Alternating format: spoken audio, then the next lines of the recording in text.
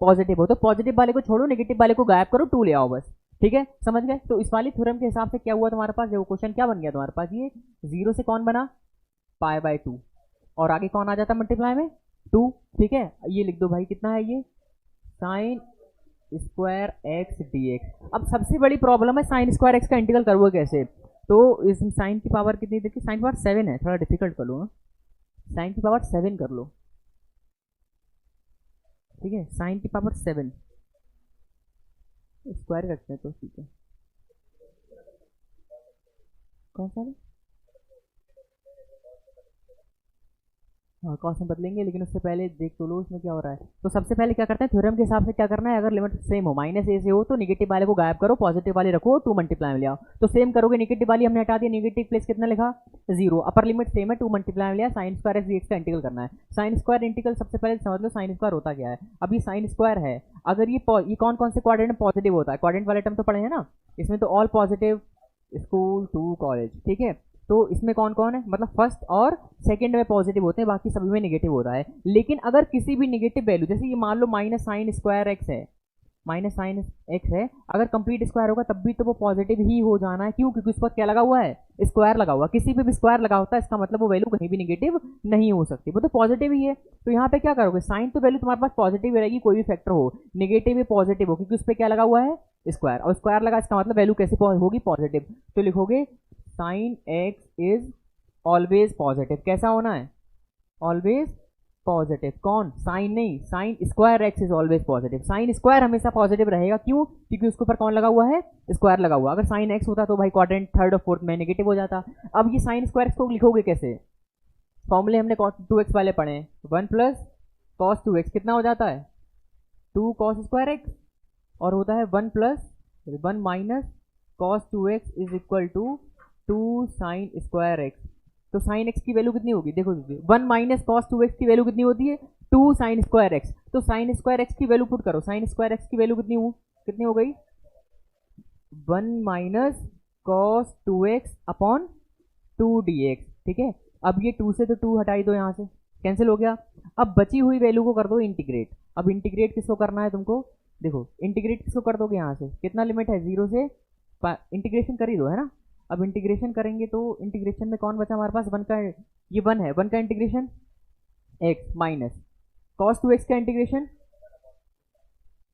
Sign 2x upon 2। Limit put कर दो, limit put कितनी करनी है, 0 से π/2। देखो साइन 0 वैल्यू कितनी होती है, 0, यहाँ पे अगर 0 पुट करोगे 0, यहाँ पुट करोगे 0, अपर लिमिट पुट कर दो, कितना हो गया, π/2 माइनस 0 प्लस 0 माइनस 0, वही बात। तो आंसर कितना बचा सिर्फ तुम्हारे पास, π/2। क्वेश्चन देखने में तो बड़ा डिफिकल्ट है, लेकिन करने में बहुत आसान है। अगर साइन के ऊपर स्क्वायर हो तो ऑलवेज पॉजिटिव, थर्ड फोर्थ में भी पॉजिटिव हो जाएगा, सेकंड फर्स्ट में तो पॉजिटिव होता ही है, थर्ड फोर्थ में पॉजिटिव होना है। सबसे इंपॉर्टेंट टर्म है क्या भाई, अगर तुम्हें थ्योरम याद है तो क्वेश्चन बड़ा आसान हो जाना है। और साइन स्क्वायर को ब्रेक कर लो 1 माइनस कॉस 2x अपॉन 2 में। ठीक है, नोट कर लो फटाफट, क्वेश्चन बढ़िया है। पावर 7 पे अलग, वो ऑड पावर हो जानी है ना। अगर किसी भी -1 की पावर 7 कर लो फिर तो वो नेगेटिव ही आएगा ना। अगर -1 का स्क्वायर करोगे तो हमेशा पॉजिटिव रहेगा। वो हो गया, नहीं हो गया, हाँ तो उसमें अलग फैक्टर होगा, बताते हैं।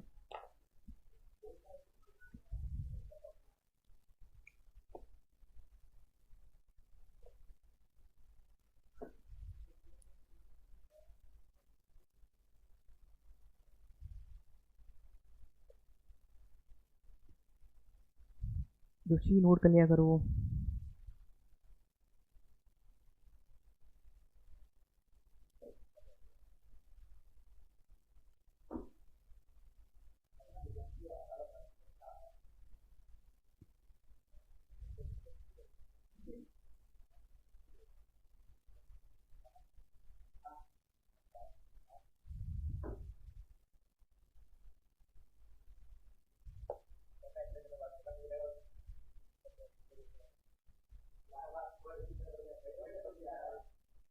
हटाऊं, बस ये नोट कर लो फटाफट, जल्दी से हो गया खत्म।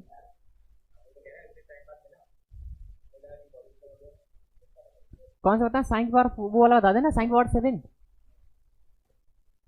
7.11। क्या क्वेश्चन है भाई, सेम है ना, -π/2 से लेकर π/2 अगर लिमिट है, और कितना फंक्शन है, 7x dx। तो कितनी वैल्यू हो जाती है। अब देखो ध्यान से देखने वाली बस बात इतनी सी है कि सबसे पहले तो थ्योरम का यूज कर लो, ठीक है। थ्योरम क्या कहती है हमारे पास, अगर माइनस ए से लेकर ए तक कोई भी फंक्शन है तो वो फंक्शन में क्या हो जाता है 2 और नीचे हो जाना है 0, ऊपर अपर लिमिट हमारी सेम रहती है, फंक्शन dx बस इंटीग्रेट कर दो, ठीक है। लेकिन इसमें सबसे इंपॉर्टेंट बात देखो यहाँ पे ध्यान से देख लो, अब क्या होता है एक टर्म होता है इवन, एक होता है ऑड, ठीक है। इवन ऑड में डिफरेंस समझ लो, अगर स्क्वायर है तो वो इवन है, अगर पावर 7 है तो वो कैसा हो जाना है, ऑड हो जाना है ना, तो वो ऑड हो जाता है। तो ऑड के लिए सबसे इंपॉर्टेंट फैक्टर बस यहाँ पे ये आ जाता है कि अगर किसी भी थ्योरम में लिखा है माइनस ए से ए तक फंक्शन दे रखा है और वहां पे कोई भी ऑड फंक्शन है, तो ये इवन फंक्शन है कि ऑड फंक्शन है, तो ऑड फंक्शन का डायरेक्टली आंसर लिख सकते हो, कितना हो जाता है वो 0, तो वो डायरेक्टली आंसर 0 हो जाता है। लेकिन ये थोड़ी ना कि इसका आंसर ऐसे लिख दोगे 0, लिख दोगे क्या 0, नहीं, उसको डिफाइन करना पड़ेगा। तो डिफाइन देख लो कैसे करना है, तो सबसे पहले यहाँ पे डिफाइन कर दोगे कैसे कि अगर तुम्हारे पास साइन की पावर 7 है तो वो ऑड फंक्शन है, कैसा फंक्शन है, ऑड फंक्शन है, तो वो ऑड फंक्शन है। अगर तुम वहां पे मान लो ये निगेटिव वैल्यू हो गई, अगर माइनस साइन की पावर साइन एक्स है, ये है ना, तो वो कैसा है, तब भी वो ऑड है, इसका मतलब ऑड फंक्शन तो है ही है, और साथ में कैसा है वो निगेटिव वैल्यू, इसका मतलब थर्ड या फोर्थ क्वार्टर में लाई करेगा तो वो निगेटिव वैल्यू आएगी। तो क्या लिख दोगे, इसको ऐसे लिख दो 2 0 से π/2 और ये कितना हो गया साइन की पावर 7x dx। इसके बाद लिखोगे वी नो दैट इस थ्योरम को लिख दो, कहाँ से हो गई, अगर माइनस ए से ए तक कोई भी फंक्शन है और वो फंक्शन कैसा है, अगर वो ऑड फंक्शन है तो उसका वैल्यू कितना हो जाता है, इज इक्वल टू 0 हो जाता है। तो इस वाले आंसर का डायरेक्टली आंसर क्या लिख सकते हो, यहाँ पे आंसर 0 लिखोगे, पूरा डिफाइन करने के बाद निगेटिव फंक्शन भी है और थ्योरम के अकॉर्डिंग अगर ऑड फंक्शन है तो उसकी वैल्यू कितनी हो जाती है 0 हो जाती है। तब ये सब एक्सप्लेन करने के बाद फाइनली आंसर लिख दोगे 0। कितना कितना नंबर चाहिए तुम्हें इस क्वेश्चन में, हाँ बोलो जुबा केसरी 2 नंबर।